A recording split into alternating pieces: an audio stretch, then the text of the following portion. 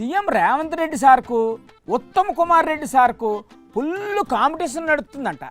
అసలు ఆ పోటీ ఏటి, రేవంత్తో ఉత్తమ్ ఎందుకు పోటీ పడుతున్నారు, ఎందులో పోటీ పడుతున్నారో చెప్తున్నారు హరీష్ రావు సార్.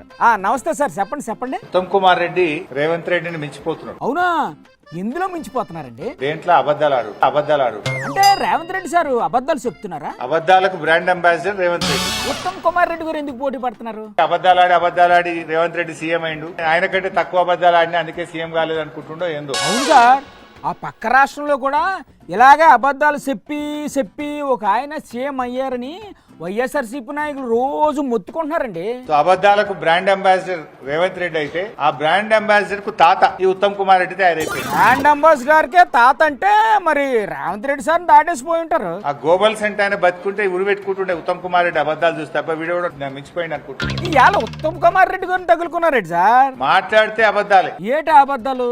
ఇవాళ కూడా మాట్లాడుతూ రాయలసీమ లిఫ్ట్ ఇరిగేషన్ గురించి మాట్లాడుతున్నాడు. ఆయన మాట్లాడిన మాటలకు మరి మీరేటి చెప్తారు? రాయలసీమ లిఫ్ట్ ఇరిగేషన్ పనులను గ్రీన్ ట్రిబ్యునల్ ద్వారా స్టే తెచ్చి పనులు ఆపిందే బీఆర్ఎస్ ప్రభుత్వము. మరి ఇప్పుడు వాళ్ళు ఏం చేస్తున్నారు? ఇలా రేవంత్ రెడ్డి ఉత్తమ్ కుమార్ రెడ్డి ఇద్దరు కూడా చంద్రబాబుకు దాసోహం అయిపోయింది.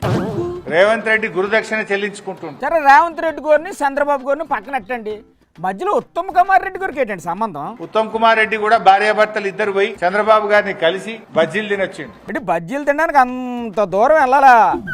ఓకే, తిన్నారే అనుకుందాం, అందులో తప్పేటుంది గురుగారు. మాట్లాడితే పైసలు లేవంట, ఖజానా మొత్తం ఖాళీ చేసి వెళ్ళిపోయారంట, మీరు ఎవ్వులో అప్పు ఇవ్వడం లేదంట, దివాలా అని మాట్లాడతారు. మీ వల్లే రాష్ట్రం దివాలా తీసిందంట. నా దృష్టిలో ఎవడైతే తెలంగాణ రాష్ట్రం దివాలా అని మాట్లాడుతుండ్రో వాళ్ళంతా దివానాగాండి. ఏటి సార్ ఏటన్నారు? దివానాగాడు ఎవడన్నా అయితేనే వాడు దివాలా అని మాట్లాడతాడు.